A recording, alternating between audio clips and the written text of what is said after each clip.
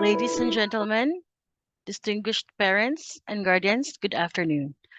I am Mars, your moderator for today's Zoom webinar. We're excited to present a crucial session for parents and guardians on parenting in the AI era, fostering the responsible tech habits among children. In this age, guiding our children's tech usage is more important than ever. Join us as we delve into strategies and insights on how to foster responsible tech habits among our young ones. We are sincerely delighted to have each one of you with us today to join us in this afternoon session. Our speaker for today has been in the education field for more than a decade. She is currently working at Silliman University as a faculty in the Office of Global Studies Center, formerly known as SOUL. In the pursuit of higher education, she is determined to gain her Master of Arts in Education, major in Educational Management at Silliman University. Moreover, she has completed her academic requirements in Masters in Information System and has a bachelor's degree in Information Technology at the same school. Her years of teaching experience, specifically in the information technology education, undergraduate programs have developed her knowledge and skills to be competent in this field.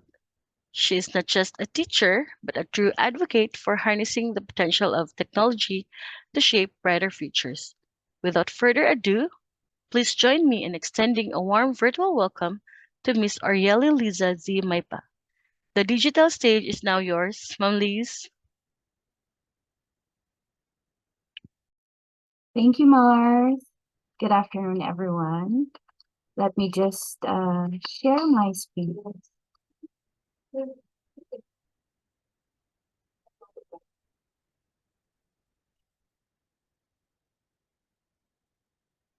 Okay.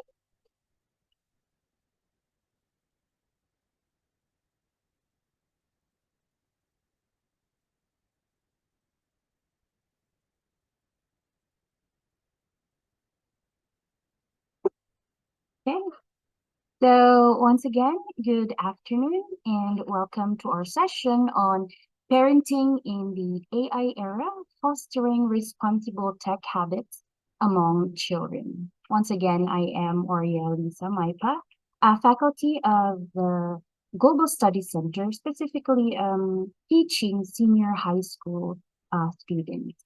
I am a mother of three wonderful teenage daughters.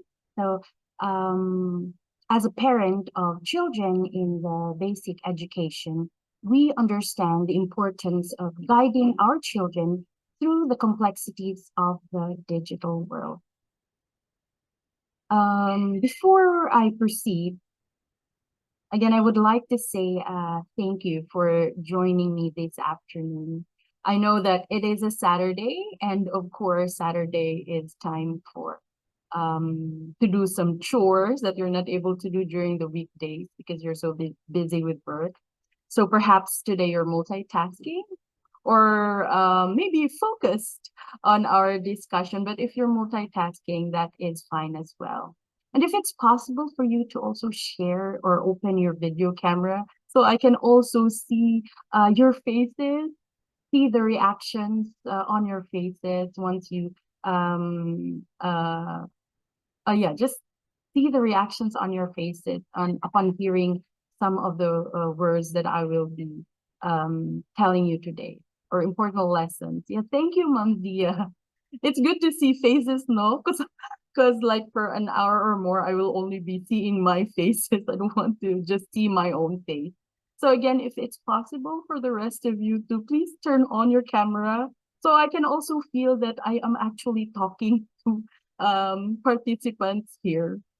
Again, it's not it's just a recommendation. So okay, I hope my screen is still okay. There you go. So thank you, Sir Joel. Yes, Sir Joel, thank you. That's a good background you have there. Supreme Court. Okay. So again, today we come together to address the challenges and opportunities that technology presents in our children's lives. From smartphones, yes, hello, Mom Deborah, from smartphones to social media and online gaming. Technology has become an integral part of our children's everyday experiences. Not just our children's, ours as well. Di ba? Murag, dili ta mabuhi kung wala ang cellphone. I hope that's not true to everyone. We're like everywhere we go, we need to have our cell phones with us. It's like an extension of ourself. No, for those who are which one belongs to the Gen Z, belongs to millennials. I'm not sure about what do we call these boomers, if their phone is still an extension of themselves. So basically, as parents, it's our responsibility to ensure that our children develop healthy habits, right? Healthy technology habits.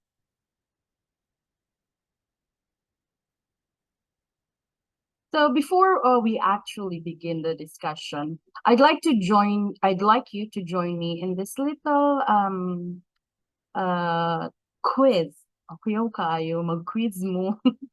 A little quiz about, like, let's say just a prior. I want to see what your knowledge is when it comes to parenting in this AI era. So please do go to with your phone or laptop or whatever gadget it is that you're using right now.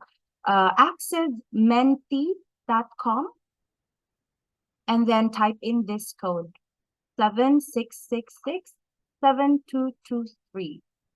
So this is just like a 10 item questions, 10 to 15 perhaps.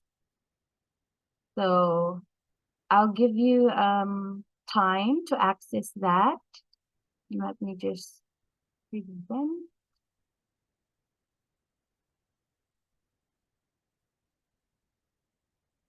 Yes, it's also in our chat box. Thank you.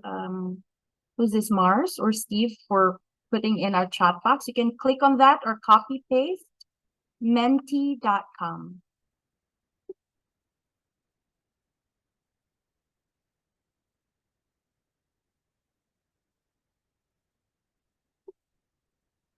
Steve, can you also try to see if you're able to go in?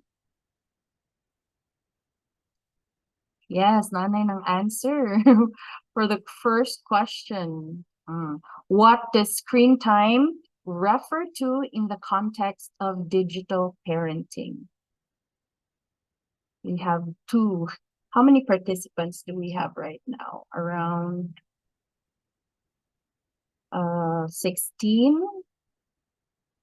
Maybe perhaps the rest are still trying to log in.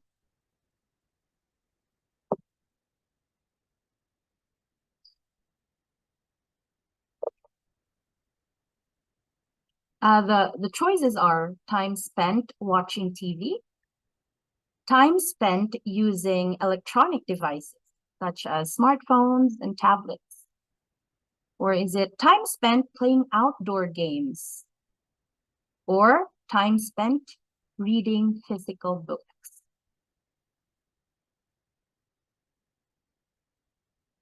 I guess we still have more to go.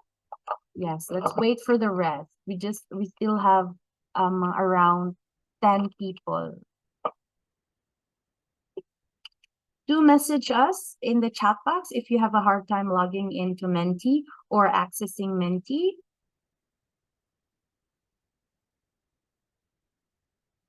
Okay, I already see 6 participants in Menti.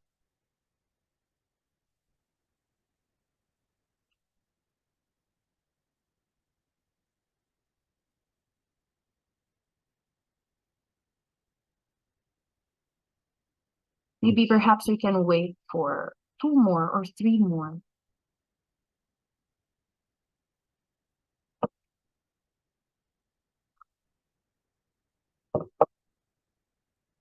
Basi kaning wala pa nakasulod sa menti, nang laba pa ni sila, no? Or nang hugas og plato.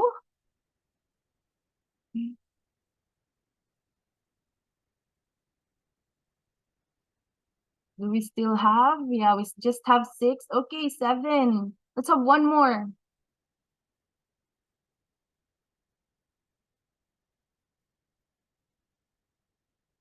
Don't be scared if you get the wrong answer. Okay, dili ni siya recorded. Wala ni siya grado. Kasi mahadlok mo mahagbong. You will wait for one more.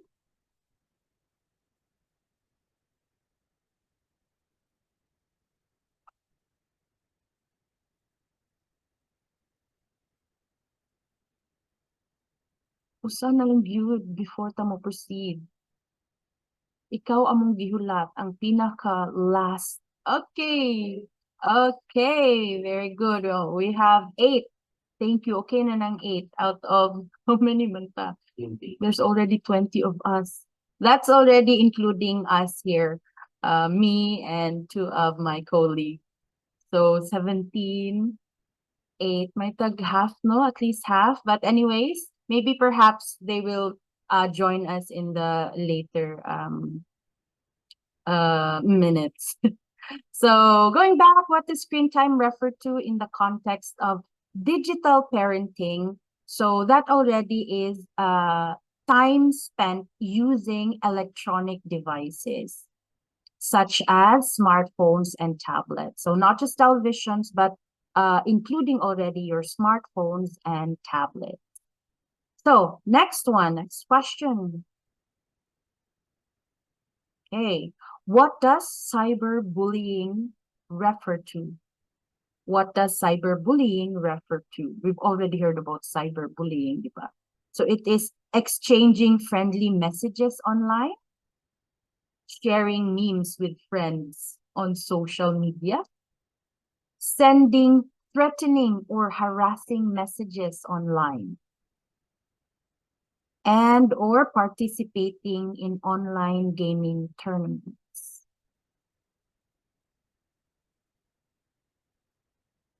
Yes, so majority of our answers are sending threatening or harassing messages online. That's correct. Very good. So every one of us here knows, or majority, not even majority, no, most of us here knows what cyberbullying means. Very good. Next, what is the purpose of parental control software? What is the purpose of parental control software? Is it to limit parents' access to digital devices? Is it to limit our access to digital devices? Is it to monitor and regulate children's online activity? Is it to restrict children from accessing educational websites? Or is it to encourage excessive screen time for children?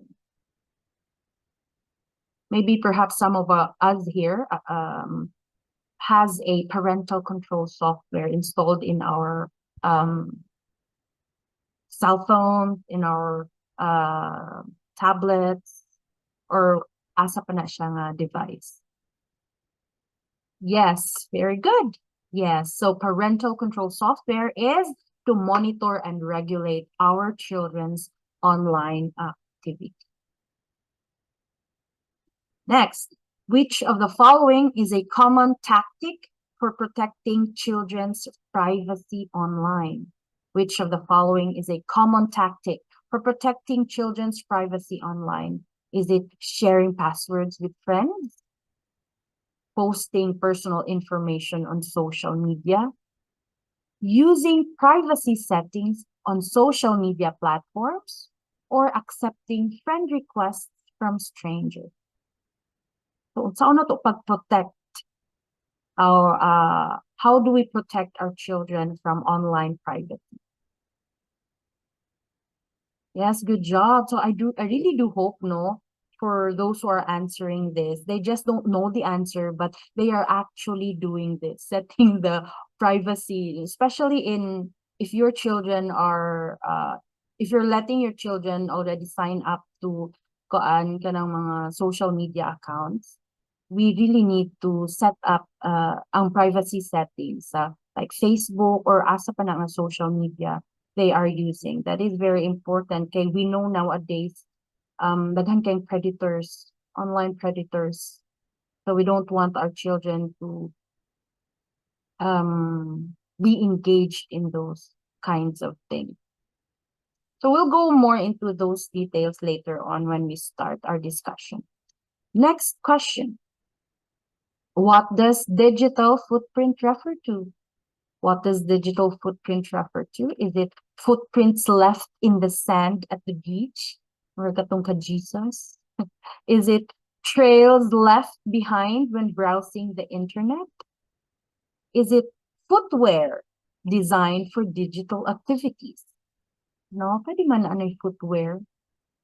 Mga sapatos gani ro na anay connected sa internet. So is it the footwear designed for digital activities? Or is it a measurement of a person's height in pixels?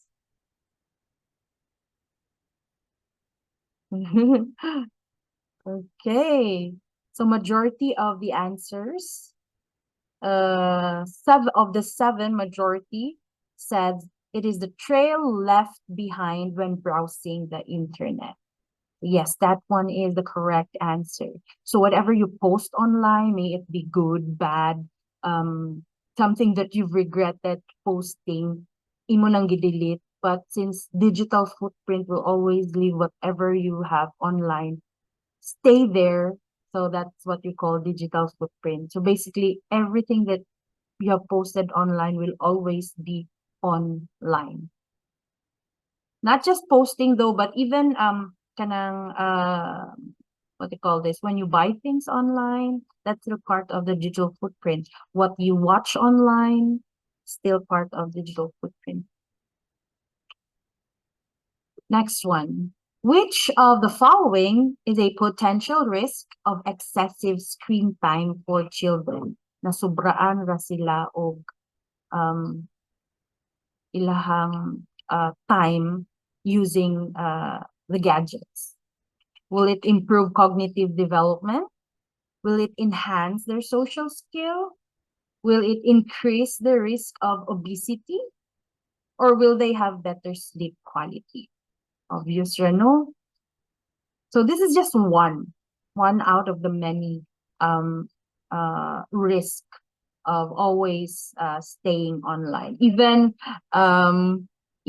those even us, for those who are working online 8 hours, work from home, we might notice that tangdagko na ta because we're always sitting down. So maybe perhaps you will get those tables. What do you call those tables? Hydraulics, where you can stand up, ma-adjust nimo if you want to stand up or sit down. I forgot what that's called. But it's a you have to invest in that as well. They for sure that's expensive. But just imagine our children. Our children should be running around. Just like what we did sa una. we go outside and play manimaho na ta. When we come home now, mostly our children are just in the house, especially those walay mga activities, mga sports activities, something like that. So it basically increased the risk of obesity. Okay, next. What is the purpose of setting screen time limits for our children? What is the purpose of setting screen time limits for our children? Is it to encourage unlimited use of electronic devices? Is it to promote healthy habits and reduce excessive screen time? Is it to restrict children from accessing educational content? Or is it to encourage children to spend more time outdoors? So, unsa gyud purpose nato nga mag-limit ta sa atong children to be on screen?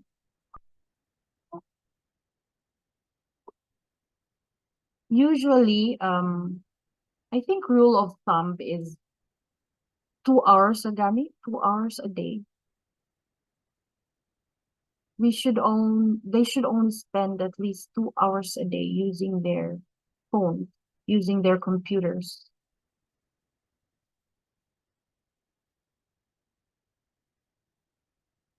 Okay.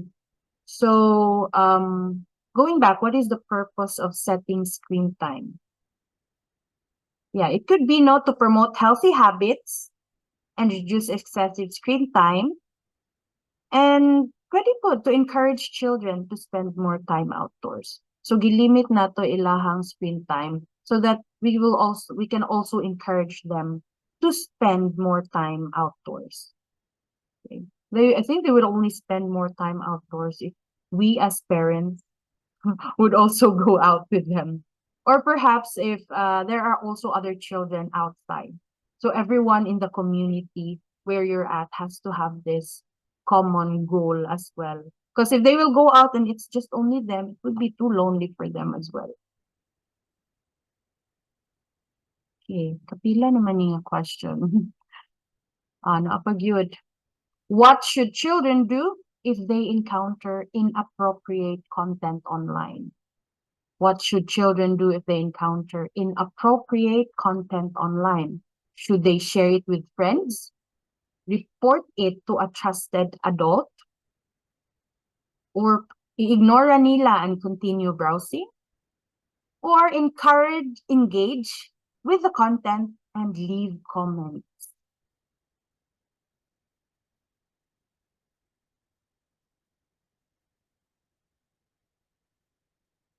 Yes, better to report no than to ignore and continue browsing. Okay, for sure, if they continue browsing, most of the contents that they are going to see will usually be inappropriate. Okay, because of the algorithm. So please tell them to report it to you or any guardian, any adult they trust. Next. What is the role of parents in promoting digital literacy among children? What is our role in promoting digital literacy among our children? Is it to encourage them to believe everything they see online? Is it to provide guidance and education on safe and responsible internet use? Is it to allow them unrestricted access to digital devices? Or is it to ignore their online activities and trusting their judgment? Most especially if our children are still, how old perhaps? 18 below. If our children are 18 below, we should, yes, provide guidance and education on safe and responsible internet use. Really do hope that you as parents or guardian do know how to be safe and responsible online. But if not, if there are still things that you need to learn about, that's why you're here right now. I will be teaching you some of these strategies on how to behave online, how to be safe. In that way, you can also share it with your children. Next. So, Kenny, which of the following is an example of a strong password? Let's see how well you know how a strong password should be.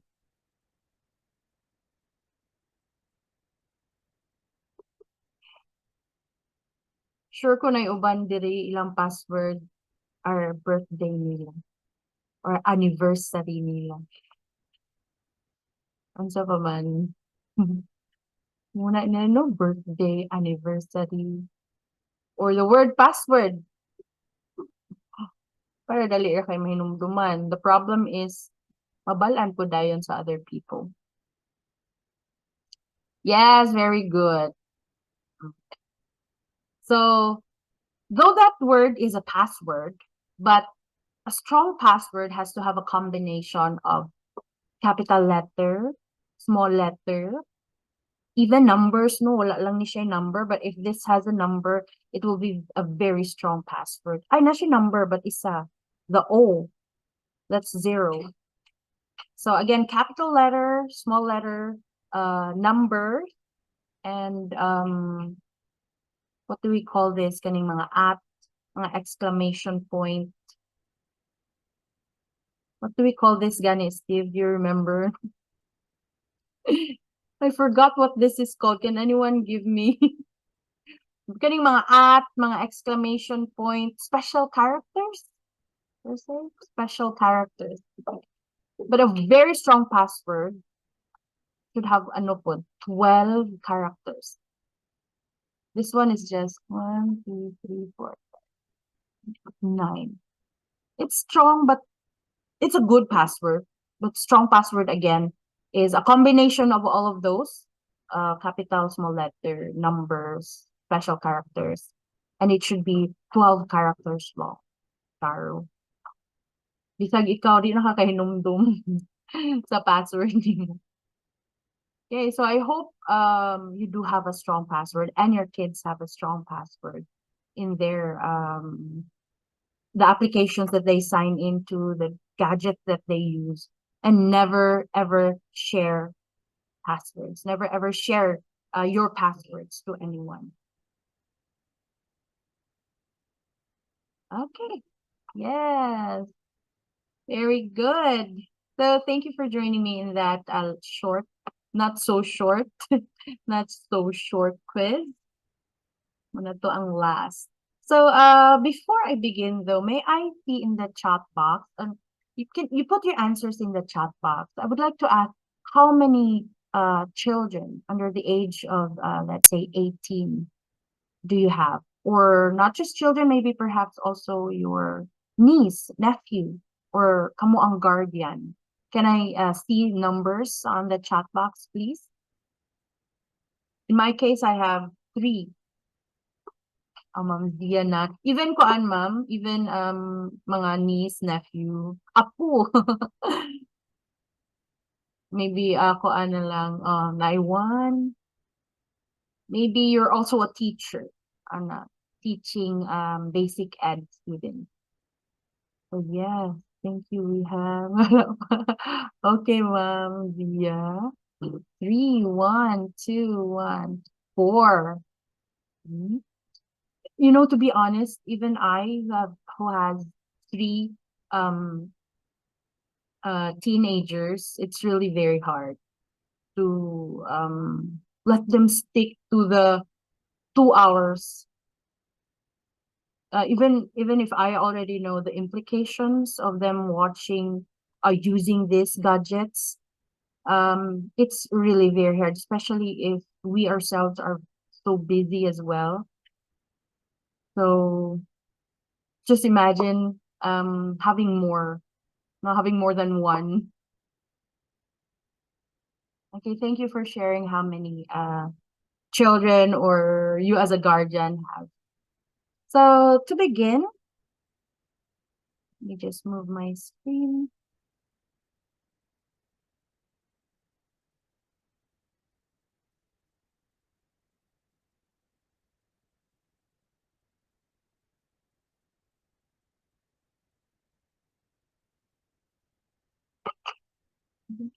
Okay.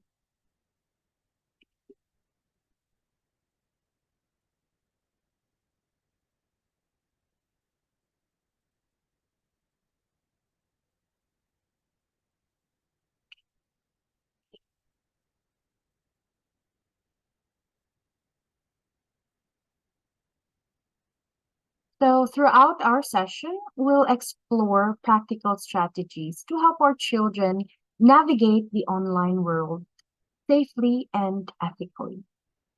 We'll discuss the fundamentals of digital citizenship, including online safety, privacy and protection, and critical thinking skills.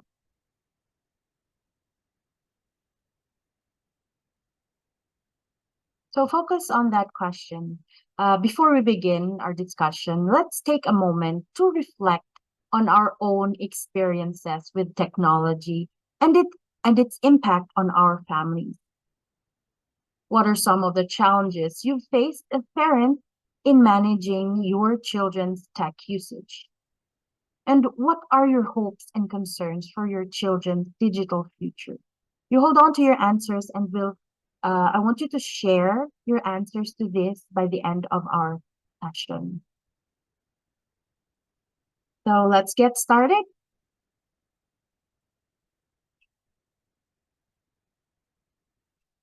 So let's take a closer look at the digital landscape that our children are growing up in. From the rapid growth of smartphones and tablets to the influence of social media and online gaming, technology has become an essential part of their daily life. So as parents, it is absolutely necessary for us to understand the extent to which technology shapes our children's experiences and interaction. So as you can see, when our children also wakes up in the morning, maybe perhaps they have their phones with them in their room, they check it out right away. Sometimes they are late in going to school because they're too engrossed with looking first at their phones. Or maybe perhaps us parents, when we wake up sometimes, sometimes we use our phone or use it, check messages from our colleagues, our boss, or use it as an alarm clock. Once we turn off the alarm clock, the chuputag ato sa social media or news or wherever. So it has basically also shaped our experiences and interactions as well as grown-ups, as grown-ups, not just our children, right? So let's begin by examining the prevalence of technology in our children's lives today. In today's digital age, technology really does play an increasingly significant role in the lives of our children, shaping their daily routines, interactions, and learning experiences. So the prevalence of technology in our children's life is evident across various aspects. First, access to devices. Our children have widespread access to smartphones, tablets, computers, and other digital devices, often from a very young age. With that, I'd like to solicit some questions or answers from you. What age na anay gadget ang inyuhang mga bata? Or anyone that you know of? For me, what age age nila nga naa na sila cellphones, na sila tablet.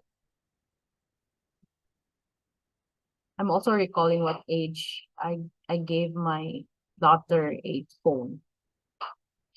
Maybe grade. I think this was during the pandemic. That's grade 5. How old is grade 5? 10? How about you? I want to know how old inyong mga anak or nephew, niece, apo, how old do you think they own a cell phone already? Not maybe own, but use. I've read some articles, as early as 2 years old, they own a phone. But as early as months pa lang sila, they already know how to use their tablets, their iPad. Yes, preschool, no, especially if my kid was born on 2009. So wala pa kaayo to nga time Or ako ang walay phone at the time. So I have a phone? 2009. But basically, I really do remember na grade 5, she already has a phone. So we have 5, okay, 10 to 15, yes. 10 and 15, 5 years old. No, preschool. And maybe perhaps katong mga young parents pa, no? I parents who gave birth mga 5 years ago, 2, 3 years ago. Muna sila ang early pa no nga naa na dayoy gadget ang ilahang mga um kids. So thank you for sharing this. Nearly 3 years old only for educational videos. Yes, thank you, Ma'am Zia.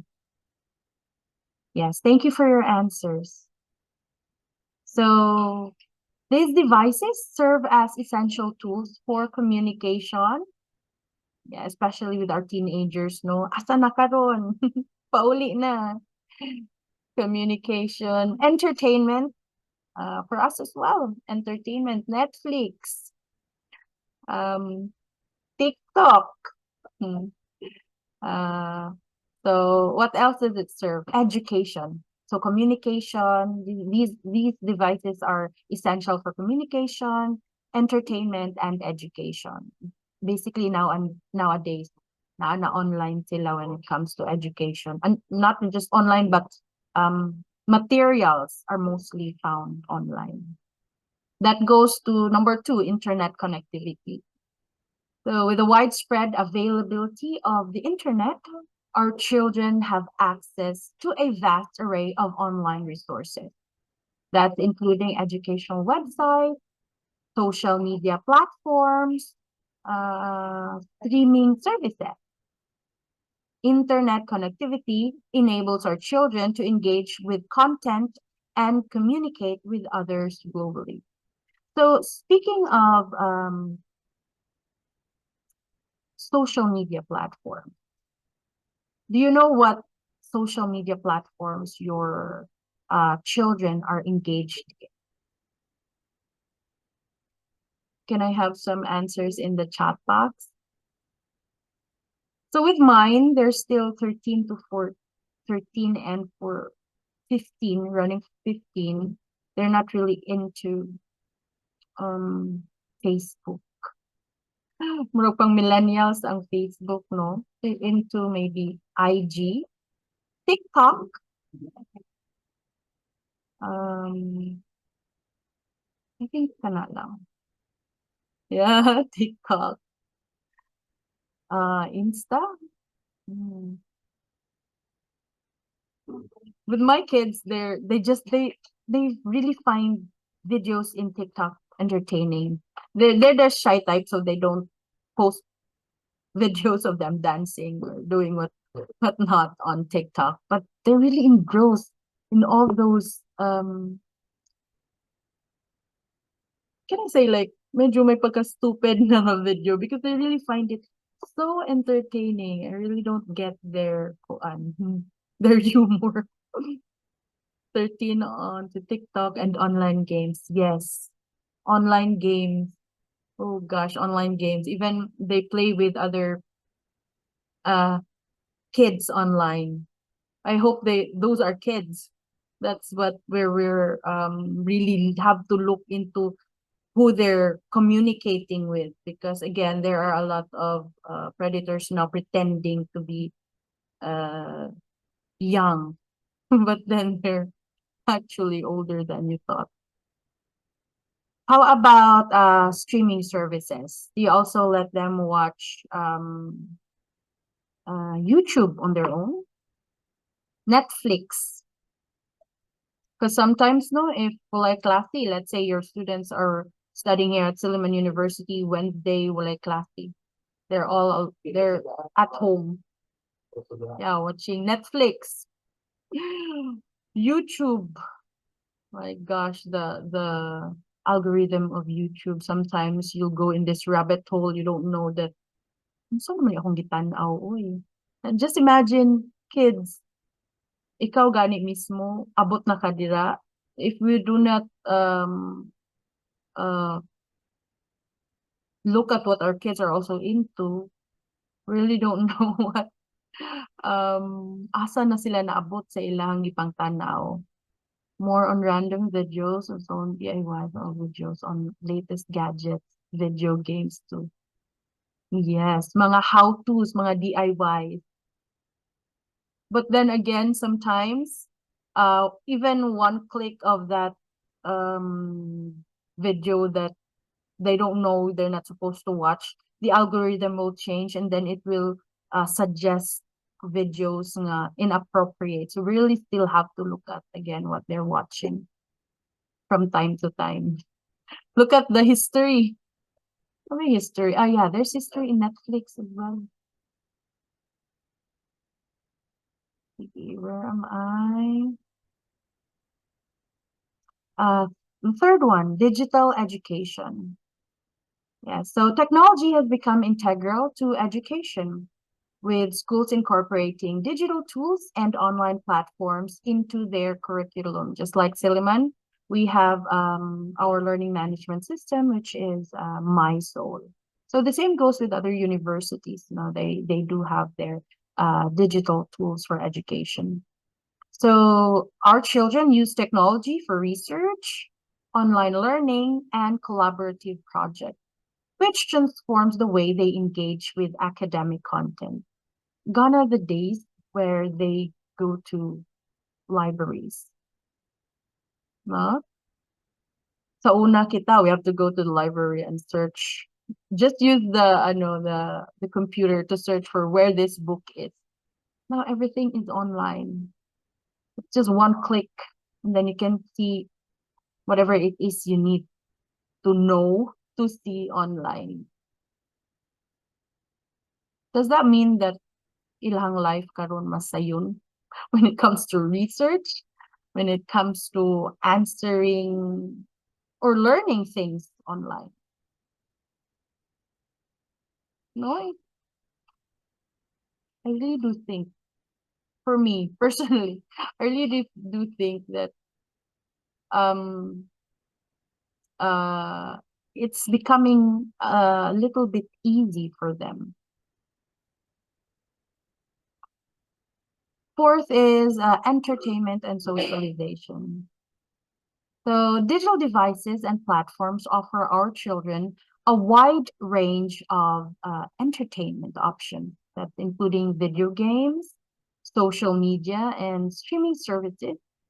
And these platforms facilitate social interaction, allowing our children to connect with friends, family, and peers. And lastly, it's ubiquitous presence. Technology has become ubiquitous in our children's lives, with devices and screens present in various settings, including our homes, schools, and public spaces. Children engage with technology both actively and passively through the day. So this goes again to show that devices is like part of their life. So maybe perhaps when they go to the bathroom, they still use their phones, or when they wash the dishes, they're looking at their phone, or just basically anywhere they go. These technologies are always present, especially if internet is everywhere nasad.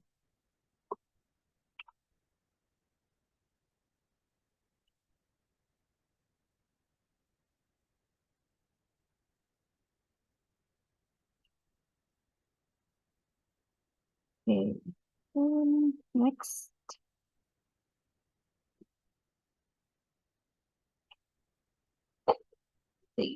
Additionally, technology provides numerous benefits for our children. That includes access to information.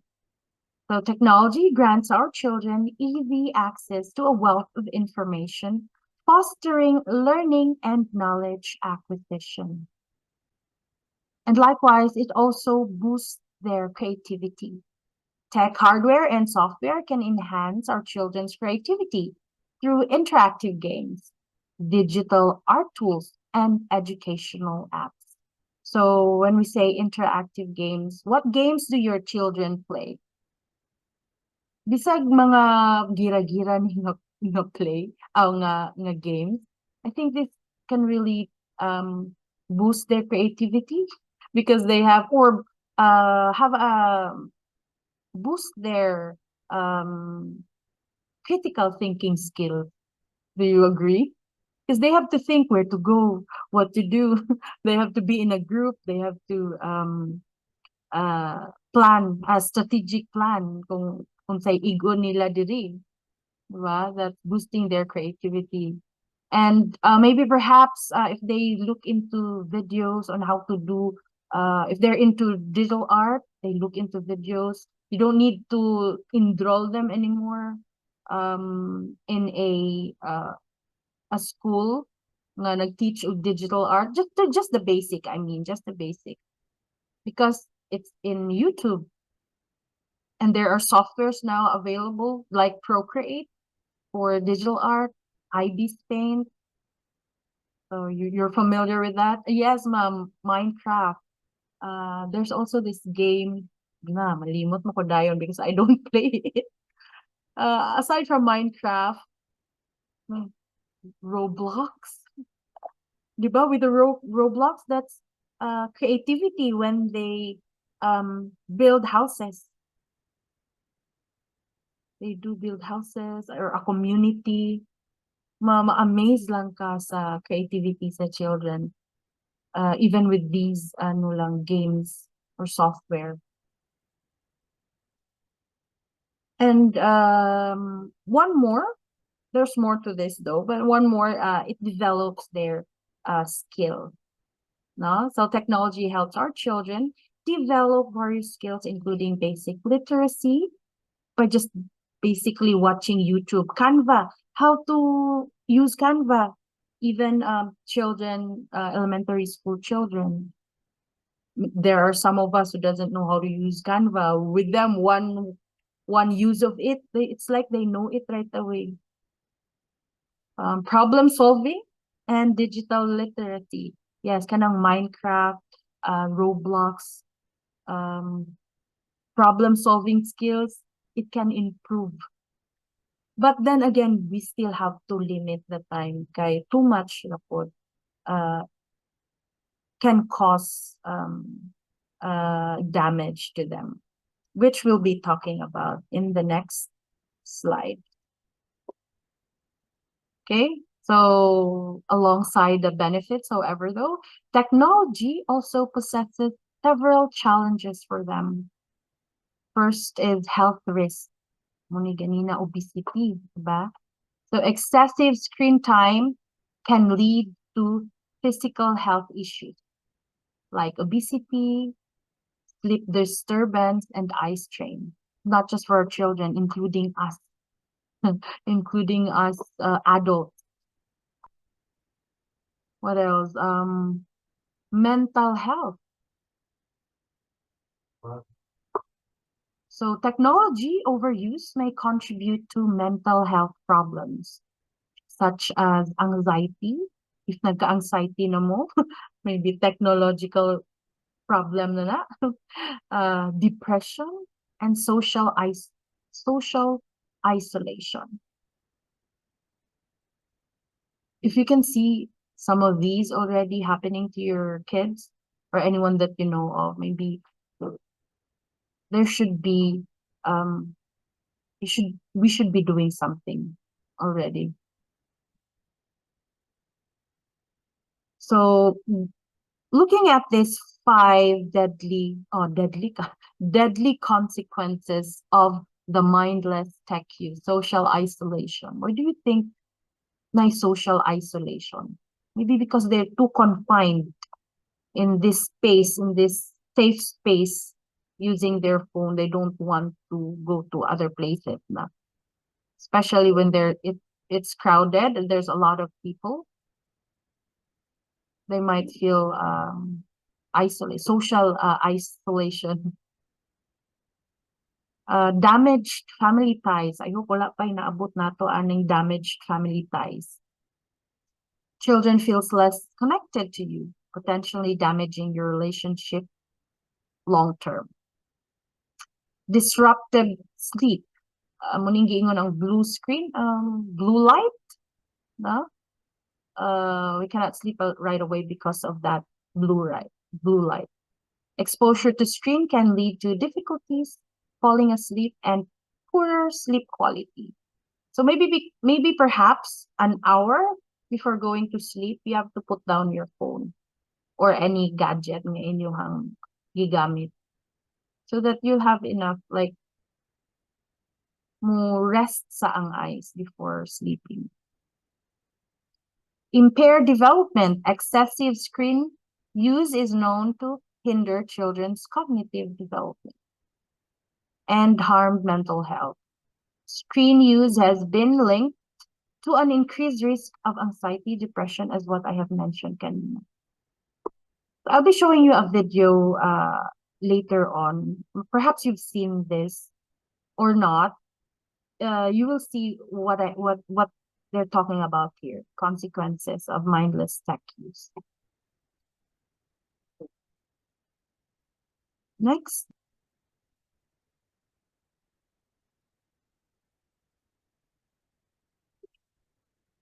Third is cyber security risk.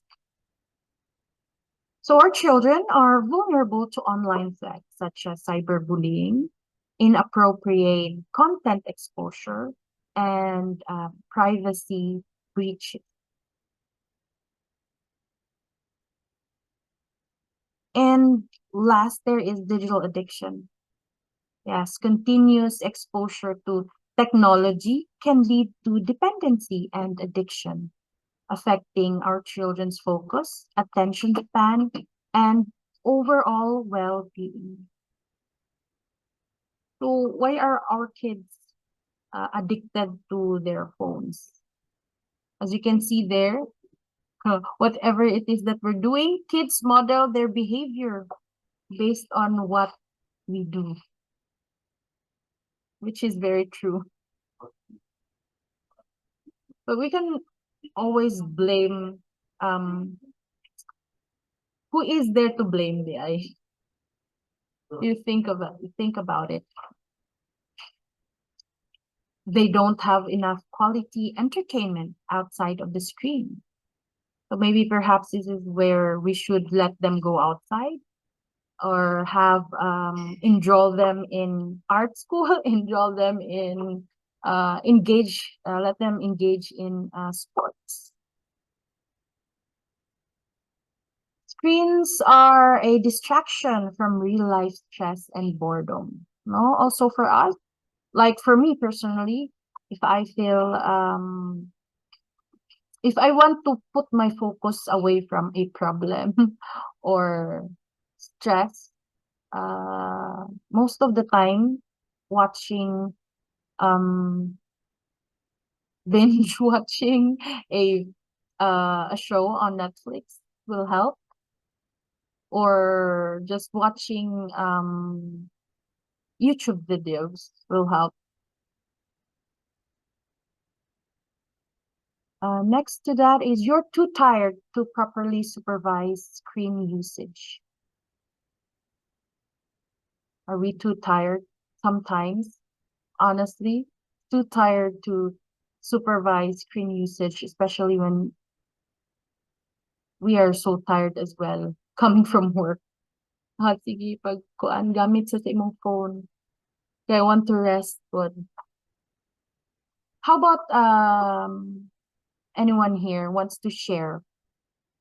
Why do you think if your kids are sort of addicted, we'll just put this like double quotes on it. Why do you think they are? Or not your kids, maybe some kids that you know. Why are they always on their phone?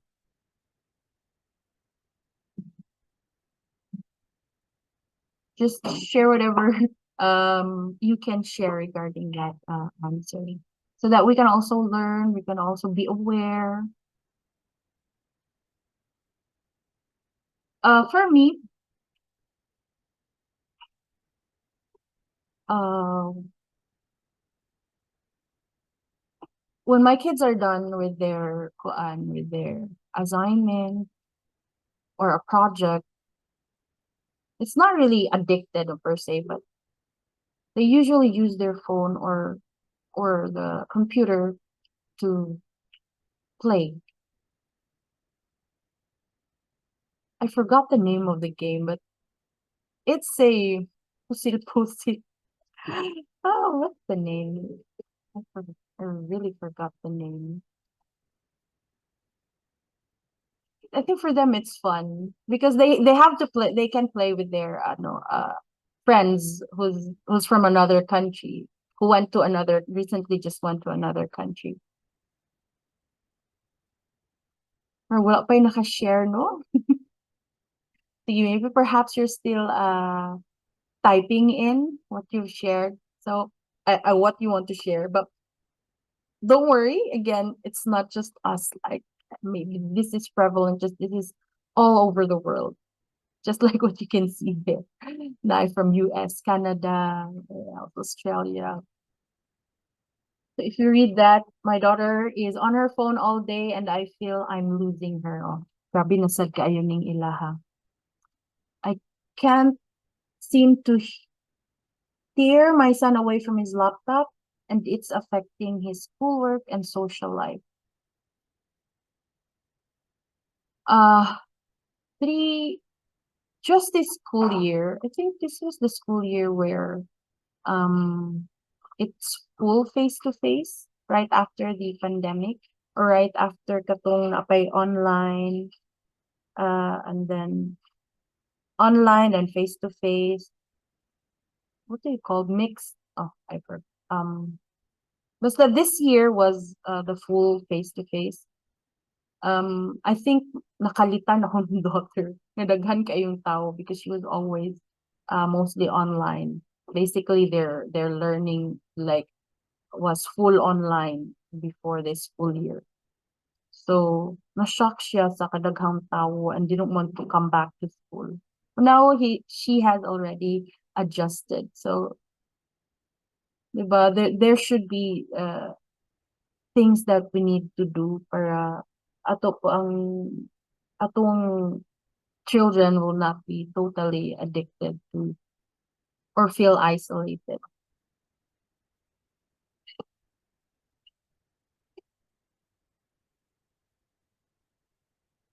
Okay. I think the next slide here is a video that will show the dark future of iPad kids. And I share si Ma'am Joy. Parents are busy with work, so they allow the kids to sit in the corner and play with their gadgets. So they won't interrupt the parents. I also do this sometimes for sure. I have deadlines. Yes, you're not alone, Mom Joy. No, thank you for sharing that. So let's watch this video. And I hope that um, our kids are not like this. Most of these videos or clips are taken from kids from I think US. So wala kayo siya Philippine, but still I hope our kids will not grow up to be or are like this. So let me just click back. Share. Let me share another screen.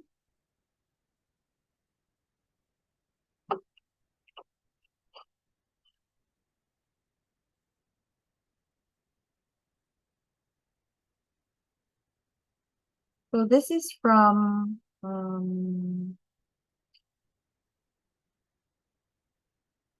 wala siya ngalan. Sige, let me share another screen.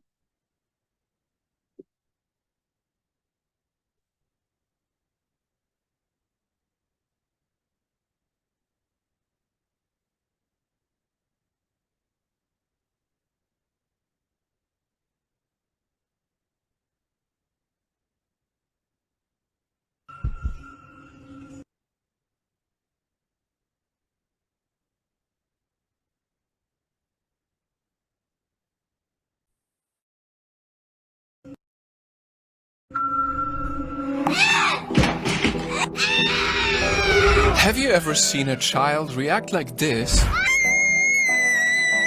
Hey, no, give me the iPad. after a phone or tablet was taken away from them? What? What's gonna happen? What's gonna happen? Because we just investigated this trend. Oh, not right now. Mama, bring the iPad back later, okay? And the results are disturbing. Netfam, if this reminds you of a kid in your life right now, you definitely cannot skip this video. And the data I'm about to share with you is essential for anyone living in today's time. He's just always in his own world. He really quiet for real unless he know you. This is the dark future of iPad kids, also known as the Generation Alpha. Apparently, this 8th grade kid cannot spell a single word correctly on this list. We're talking about anyone in your family who is 13 years old or younger right now. Kids who were born at the same time as the iPad in 2010. Kids who at 8 years old already had their first phone. And they're the only humans in the history of the world to have grown up with a gadget as a babysitter. Mama, bring it back, okay? I mean, some of these kids haven't even experienced what it's like to get dirty and play outside with neighbors. They literally cannot comprehend a life without social media. And sadly, their parents have chosen the easy way out, using the iPad to shut them up. And don't get me wrong, I can kind of understand you. Many of you parents are just tired. That's why you do this. At least I want to hope so. But see, the temporary relief of 5 minutes when you're letting a gadget take care of your crying child has a permanent curse in exchange, and it lasts for a lifetime. And it's important to say that this isn't just my opinion. This is data. Just recently, school teachers came out saying these iPad-raised kids are doing really bad. Teachers who have taught their entire lives are just up and quitting their jobs now because they can't handle these kids anymore. The iPad kids are out of control. They can easily tap on touch screens, but cannot do basic things like reading or writing. They quite literally don't have the muscles built in their hands to write properly or have the stamina to write because these kids weren't using their hands enough as children. They tend to also get lower scores on language and critical thinking. And sure, they know how to navigate digital apps, but in exchange, they are years late in their education. I teach 7th grade, they are still performing on the 4th grade level. Are you joking right now? And these are future leaders, our future doctors, our future nurses, our future... Please. And because many of them were pretty much raised by an emotionless gadget that doesn't care about them, they're growing up to be, well, the same way. Having to teach and work with you guys as children has been the most traumatic experience of my life. They don't respect any authority. You ask them, can you stand in your designated spot? They're telling you no and shut up. They're throwing things at each other. For more data, if your child is getting more than 2 hours of screen time daily, a long-term study has showed that they are likely to have emotional, social, and attention problems. Kids cannot read. They cannot write. They are ill-mannered. Since looking at the screen for a long time limits children's ability to read faces, they get a harder time learning social skills and even empathy. Which leads to kids who might act like this.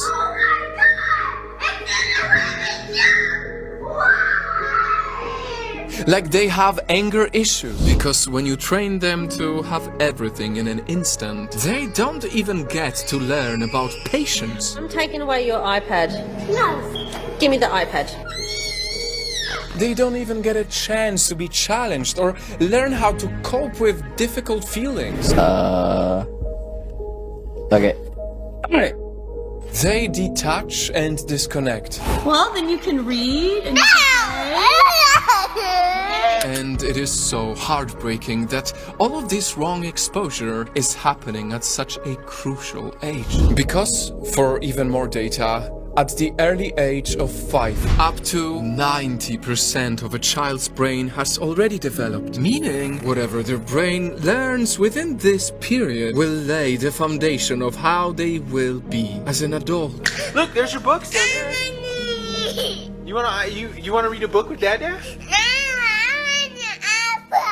You want an iPad? And guys, the reason why this is so urgent is because when it's too late to catch up on all these things because your child or your sibling or whoever was too busy only watching the screen, scientifically it might be too late to revive them later on in their life. But I take a closer look and she's playing a YouTube short and the mom looks pissed, like she is totally out of it. Only time will tell how bad it could get. But given the alarming data in 2017 that nearly 80% of children have access to a tablet and that 1 out of 4 preschool-age kids has a digital device, we might be raising an entire generation of future adults who will not know how to innovate because they rarely played with toys that sparked their imagination. They probably have no imagination because their brain hasn't actually been forced to come up with any original thought. Who are more short-sighted than ever, ironically more connected but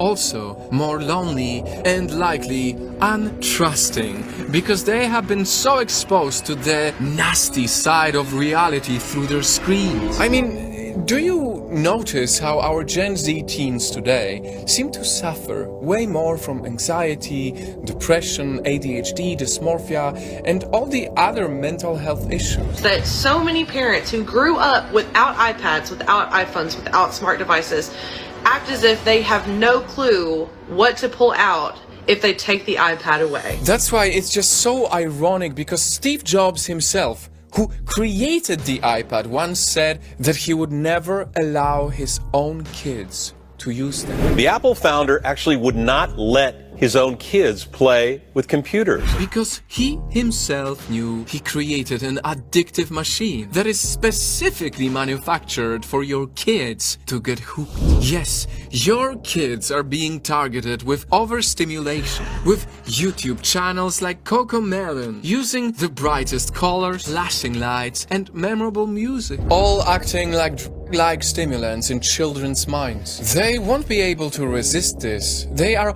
almost hypnotized by it. And soon, like junkies who need to get their next fix, everything else to them in the real world will pale in comparison. But won't even watch the hockey game because they're too busy playing a game of hockey on the iPad instead of watching the hockey in real life. Because now that they are raised by the algorithms, they are bored by reality. Until the online world they always watch starts to blend with their real life, and they find it difficult to see the difference between both. I mean, let's be honest, I'm sure you've noticed how some kids these days already speak and act like they are in videos. And perhaps the most disturbing thing is not just what they watch, but who is watching them. If you don't guard your child enough, they can encounter evil channels on YouTube or TikTok that fool kids with twisted versions of cartoons. On the left of the screen, there's the real episode of Peppa Pig, and on the right,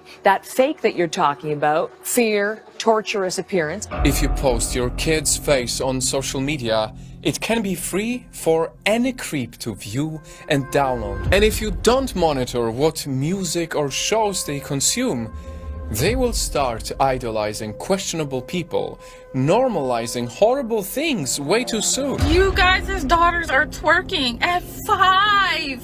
5!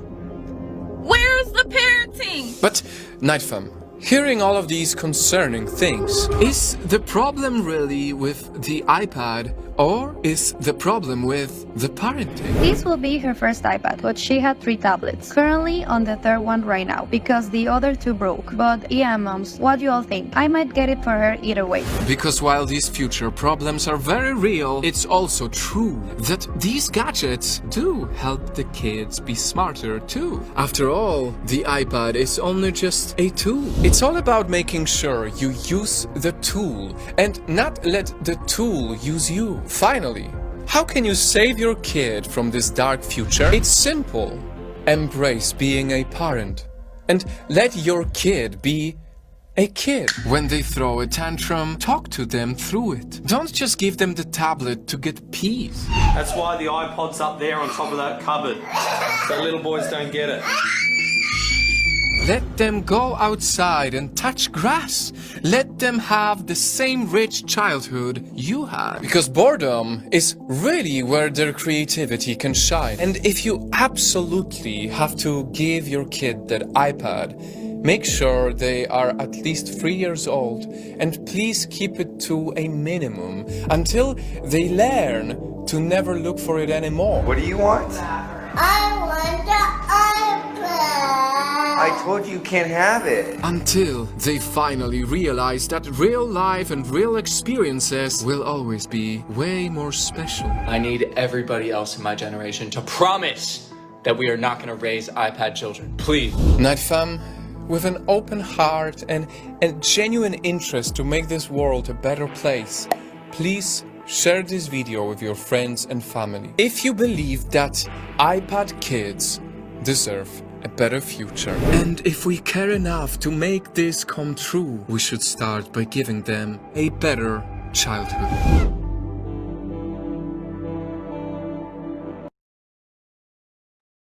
Okay. How do you feel after watching that video? I'll be posting it in the chat box in case you want to watch it again, or perhaps share it with other concerned parents. How do you as parents or an adult feel? Let's say not just iPad, because that video was focusing on iPad. Any gadgets, phones, kung kuhaan ninyong phone ninyong bata. Do they act that way? But going back to my question, upon watching that video, what did you feel?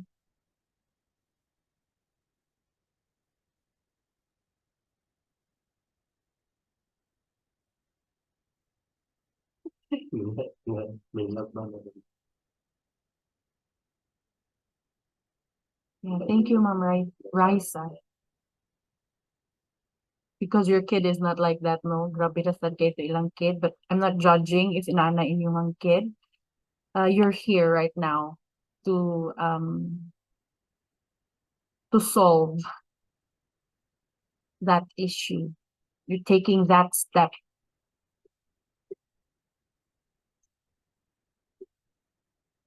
Who else?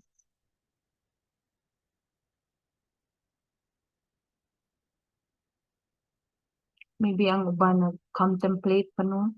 Or naglagot atong mga parents, atong mga bataa.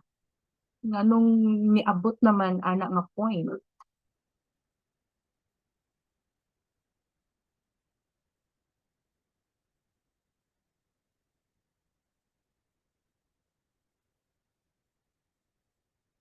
Rest.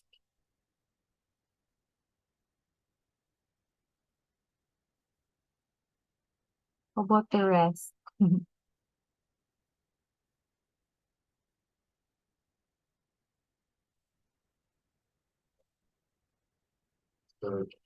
It served as a reminder for me. True. There was this, after watching that video, when I was reviewing it, there's like a heavy heart. Kon kaya ko na-feel, though my kids did not grow up to be like that, but just imagine if there will be a lot of kids that are like that. What will they become? What will they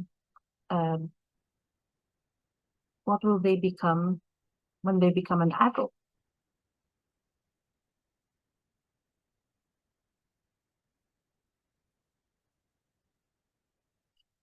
Another question would be,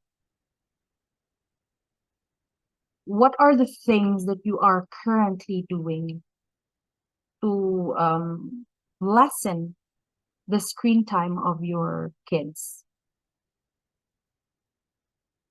Perhaps we can share that here and then learn from each other. or what are the things that you're doing, or you know that this is what we should do as parents to limit the screen time of our kids.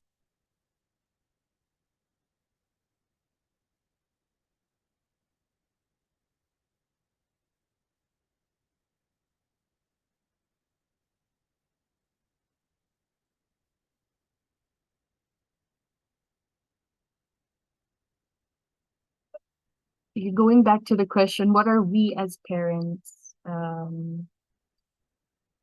What are we doing to limit the screen time of our kids? One could be while nasa table eating, like breakfast, dinner, or lunch, no using of cell phones.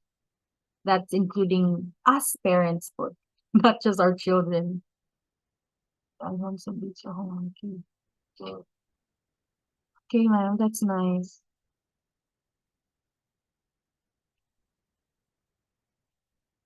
Perhaps during kuan po no mga holidays, because there's an incoming holiday, Holy Week. So I hope we'll not be just all be glued to our screen. Maybe perhaps go to church, go to the beach, or go somewhere far. No live internet.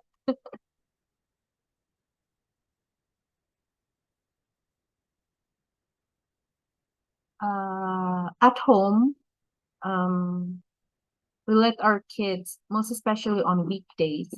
I know it should only be 2 hours a day, you know, but gamay you can 2 hours per day. We let them use it ko ano lang, 2 hours in the morning, 2 hours in the afternoon, and 2 hours at evening. 6 hours at night, but 2 hours each. Then the Ma'am rest of Nerma, Kabatak the Ma'am says playing board games with him. yes. Thank you, Mars. Kanang board games po, yes. Lingaw kayo sila ng board game. Because it's like bonding, but no, it's bonding between you and your kids or the family when you play board games. I hope you'll not play board games during ano lang, times when mag-brown out. Sometimes I like it when there's brown out because we can really bond. If they're at home, they help feed our pigeon. Wow, how many pigeons do you have, Ma'am Zia?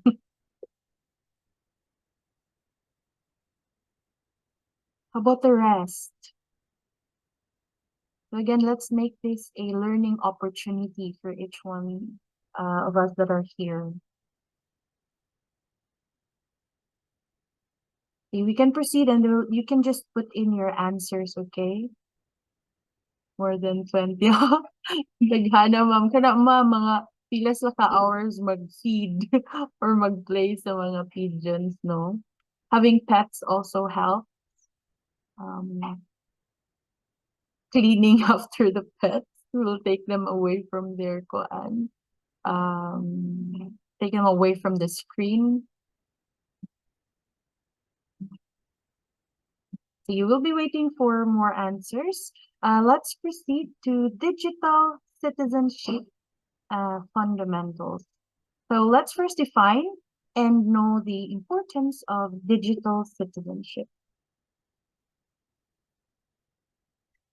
Digital citizenship means teaching our children how to safely and responsibly use the internet and digital devices. But why does this matter?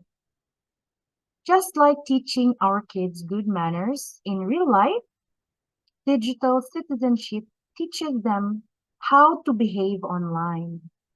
It's crucial because it helps keep them safe and respectful in the digital world, where they spend a lot of their time. And of course, safety first. By understanding digital citizenship, we can ensure our children knows how to protect themselves from online dangers like cyberbullying and scam.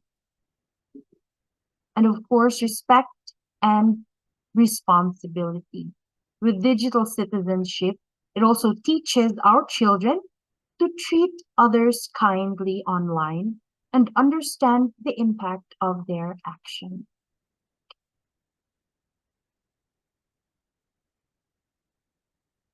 So let me go back to the chat because I want also to share what Ma'am Raisa and Moreo said. So take him outside to play with other kids. Always go on mini vacation, like take him to a pool, beach. And if we are at home, we keep the gadgets away. That's good, ma'am. But very guilty of letting him borrow my phone when we eat at a restaurant to keep him occupied too. Letting him borrow my phone when I need to do something urgent, or if when I am very tired and need a nap and no one else can care for him. Heard everyone does this, ma'am, no? Even I have this family link app which I can control her screen time. Oh, Ma'am Moreno, what is that family app that you're using? We do have an app as well at home, but it's my husband who navigates it. So I don't know what the name of that, but it does help it control their screen time. We turn off the internet on their phone. Not their phone, but they can no longer access their the internet once my husband pressed something there on the application. So I let him do that job. This is our problem, and how to limit their screen time. And 13-year-old has eye problem. No, mom, true. Also, my other my nephews who are a little bit older, 18 or 19 and 20, they're both using eyeglasses. So need kita to know nga ano kita strict in implementing our rules. Thank you for sharing. So let's explore the concepts such as online safety, privacy protection, cyberbullying, and digital footprint. So first, online safety. Online safety encompasses a range of practices to protect oneself while navigating the internet. It involves safeguarding personal information, avoiding suspicious links and downloads, using strong and unique passwords, and being cautious about sharing sensitive details online. Additionally, staying updated on common online scams and employing security software like antivirus programs and firewalls can enhance online safety. So let's go back to safeguarding personal information. So I do hope that we don't share our full name plus na birthday with, I'm talking about social media, no, because upon signing up, we are asked for the name, birthday, what else are sensitive? Maybe the address. And you can also choose, no, if you want to share your birthday, you can choose whether to share the whole date, or you can just share the month and the day. But sharing too much of this information may lead to identity theft. Because going back, usually if someone will call us from a bank or any thing that needs confirmation, they usually ask for the full name, the birthday. So if you want to share something online, just be sure that you're not sharing too much. That's with the S, stay safe. Even the places that you go, or don't give out your personal information to people or places you don't know. Or even the places that you are going to go. Let's say karong Holy Week, you're planning to go somewhere and you're posting it already on your social media. Okay, pwede na siya nga. There's a lot of possible things that can happen there if you post where you're going. It can either be aduon mo, or it can be, no one will be in their house at this time. So don't share too much. What else? Thank you, Ma'am Moreno, for sharing. Google Family Link. Okay, then. Thank you. Kani, don't meet up. If you have teenagers, they'll be chatting with anyone. They can chat with anyone online. Bisa kita sa una, uso man tong eyeball. Wasn't that dangerous at that time? So they're still like that nowadays. So meeting someone you have only been in touch with online can be dangerous, of course. Always check with an adult you trust. Always tell them like, ingat ako if you're going to meet someone that you've met online. You tell me first. Kuyugan ikaw. So accepting files, yeah. If you don't know who this sender is, so do not open any file attachment. Most likely that's a virus or any malware.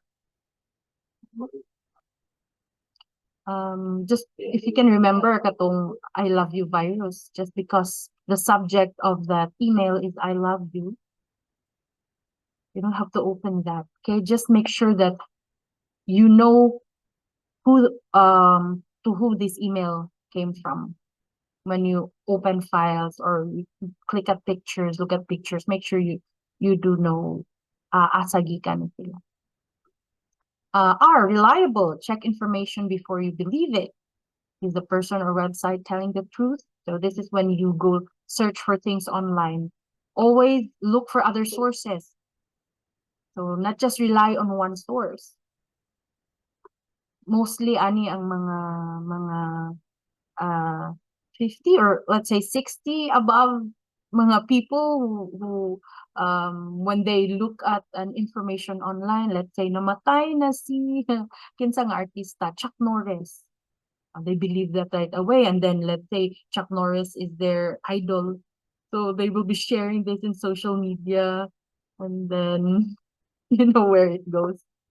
So always tell them that look at other sources as well, that maybe what you're looking there is fake, misinformation. And the T there is tell someone, tell an adult if someone or something makes you feel worried or uncomfortable. Always have that open communication with your children. Okay. Next. Privacy protection. So educating our children about the importance of protecting their personal information online, including password, location data, and private messages, helps safeguard their privacy and prevent identity theft or online exploitation. So again, always remember to have a strong password and never share password. Well, that's what I teach my children as well, even with their closest friends. Even if this password is just for gaming, the password, never share it even to a closest friend, because yes, your closest trusted friend will not share that password to anyone. But what if nagdinanghag si best friend, nakita ang password, wala niya na off ang computer, okay? So pasin mo na start sa friendship over. What else? Use incognito mode. These are just some of the to keep your privacy protected.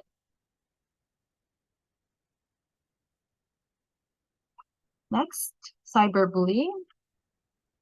So again, it is a serious issue where people use digital platforms to harass, intimidate, or harm others. Cyberbullying can include sending hurtful messages, spreading rumors, or sharing embarrassing photos. So I hope this has not happened to any one of you or to any one of your children. It's much more embarrassing, no? Pag it's done online, because everyone with the internet can see whatever it is that is being posted. So most especially mga pictures, embarrassing photos. So as you can see there on the screen, a study by cybersecurity company Surfshark found that Filipino children's exposure to online risks such as cyberbullying, phishing, and hacking was the second highest in the world. Just imagine that in the Philippines. So you have to be aware, like most especially phishing and hacking. When you visit websites, you might not know that this website has this phishing or hacking mechanism, a phishing mechanism, or those when you open links online, or when you receive text on your phone and it has a link, you'll never know na fish out na day in yung information. So do be careful about these kinds of things.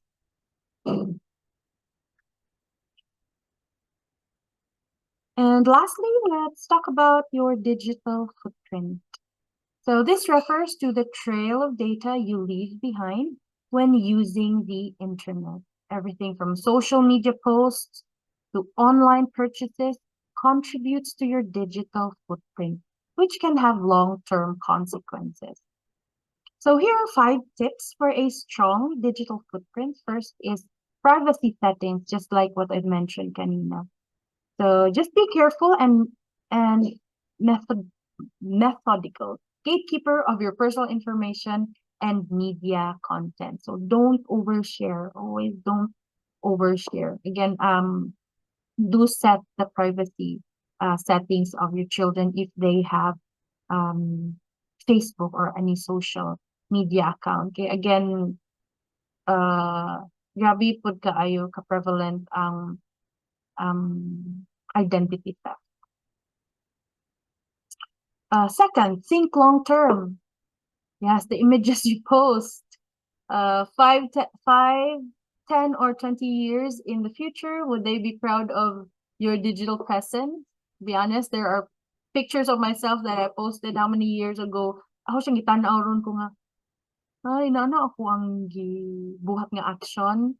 So, it's like it's small, but then as you grow older, no, you can see yourself, I shouldn't have done that post, even if it's just a post. So just be careful on whatever it is that you post online.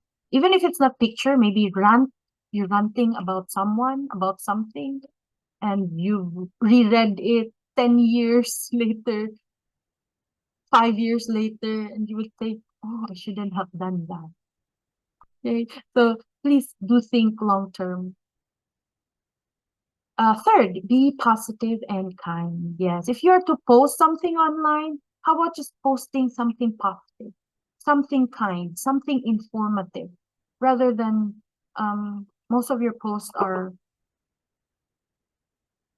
what are most of your posts? Puro binuang. Maybe the children, they do that because they can't see that yet 10 years, 20 years from now. Or you're just maybe posting misinformation that you also don't know that this information is not true. And there's a lot now of negativity. We're surrounded with a lot of negativity. So why not just give a little love online? Post something positive, post something kind. Even when I look at kaning mga news, which also affects me, I feel I get depressed, anxiety. I will feel what's another term for depressed? Because depressed or anxiety, mga technique, mga terms naman nga needs a doctor. So I would feel very sad if I see post na namatay si Kuan, or just basically I'm talking about like what happened maybe perhaps a COVID. I didn't want to see any social media posts anymore, because all I can see is so a lot of negative things that also affect me. So if you're to post again something, just put something positive, please. Next, share strategically. So oftentimes, less is more. Be sure that you are not oversharing and deleting your content. And this one there is be yourself, or be yourself, but be your best self. So the best of you. Create a digital footprint that is completely reflective of you and what you are passionate about. Next. So what are practical strategies then for us to follow? So now I want to discuss some practical strategies for us to ensure our children's safety in the digital world. With technology playing such a significant role in our lives, it is crucial to establish healthy boundaries, monitor online activities, and teach critical thinking skills to our children. First, let's talk about setting healthy boundaries. So it is important to establish screen time limit, and create a tech-free zone in our homes. This means setting clear rules about when and where devices can be used, just like what the examples that you have there already. Those are good examples. So even before bedtime, at least an hour, 30 minutes to an hour, they should put down their gadgets. So this will help balance their online and offline activities, therefore promoting healthier habits and family bonding. Next is monitor online activity. As parents, we have a responsibility to track and supervise our children's online interaction. Utilizing parental control tools and monitoring apps can help us keep an eye on the websites they visit, their social media interactions, and the apps they use. It's also crucial to maintain open communication with our children about their digital experiences and regular check-in with them. I'd like to share, especially if you have kids in the elementary, they have group chats, no? Because I've also noticed, some of our parents here in the Global Studies Center, they have kids who are in the elementary, like from grade 1 to 5, especially those who has group chat in Messenger. Just imagine they're now using foul languages. And if you as parents don't look into their chat, they will continue to be saying words that they're not supposed to be saying there. And they would think that these are okay because no one is telling us we should not be saying this. I've also noticed that in my this was years ago again during the pandemic. As in the words that these kids are using is I don't want to say it, but I just want you to also look at your the conversation. It's our kuan man sad, no? It's within our boundaries man sad pa, because most especially if these kids are not yet 18.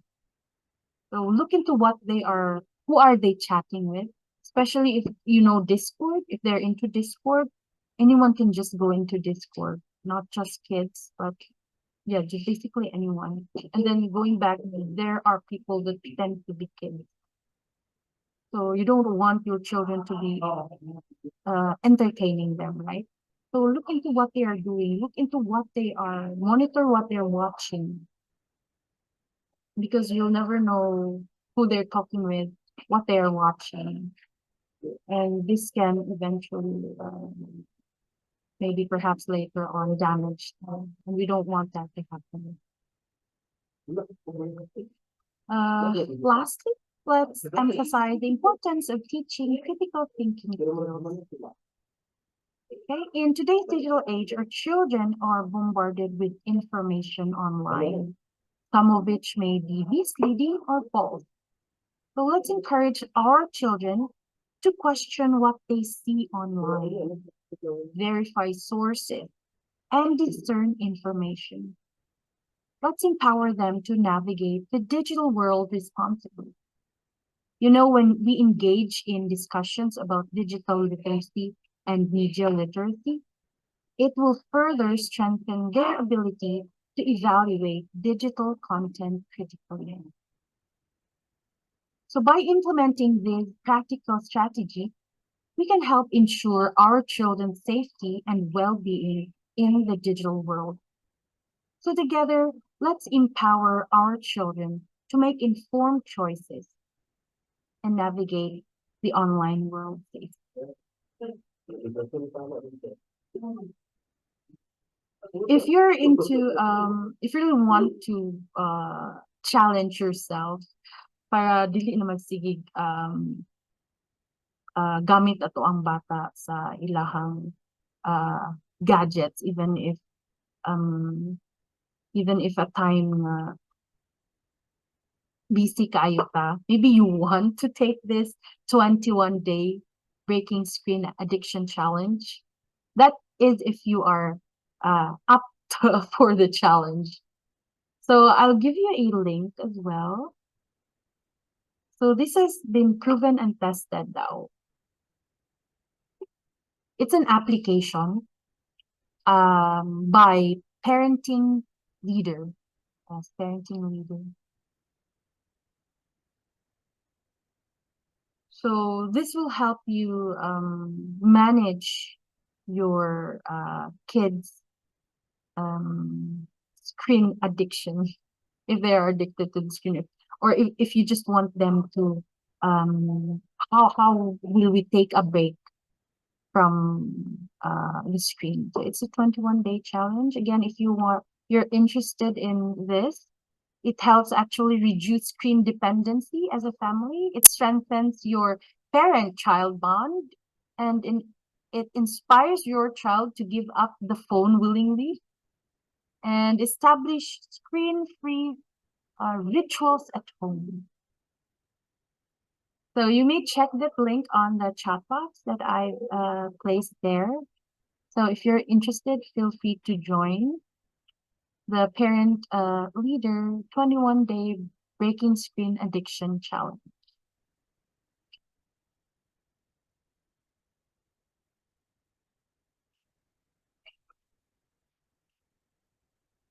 And yes, we're now to our open forum.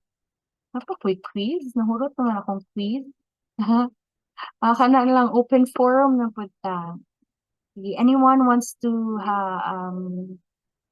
share their experiences with their kids or share any other applications that you know of that can help them or help you as parents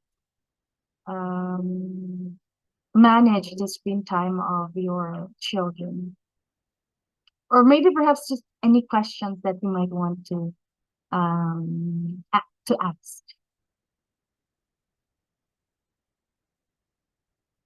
And by the way, again, Ma'am Moreno, thank you for sharing the Google Family link. Type of app and videos your kids. Oh, that's good. It controls the type of applications and video your kids open and download. That's good. Because even in YouTube Kids, no, there's still some inappropriate videos there, even if we let our kids use that application.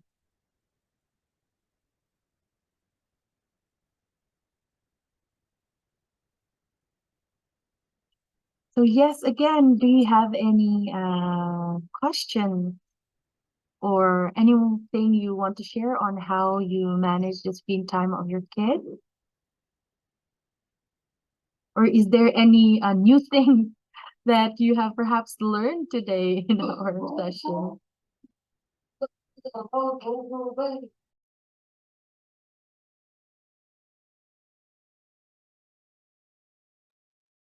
Wala na?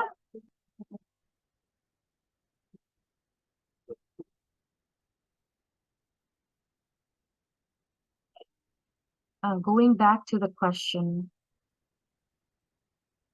Sige, since we have not answered this yet, what are some of the challenges you face as parents in managing your children's tech usage? I think naapot tayo answers ani kanina. And what are your hopes and concerns for your children's digital future? Let's hear the answers from the rest before we end.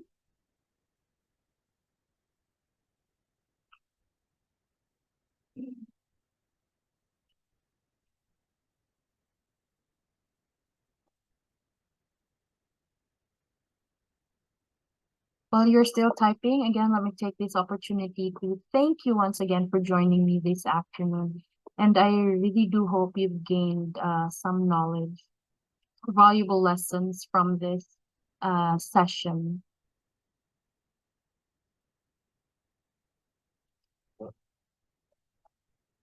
Time check, 3:30. Oh.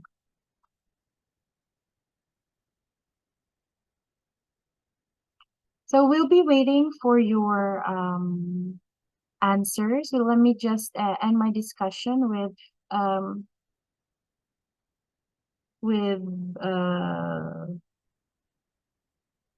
little note that says, let's empower ourselves with the knowledge and tools to guide our children in becoming digital citizens. So let's ensure that they have the skills they need to thrive in this ever-changing landscape of the AI era.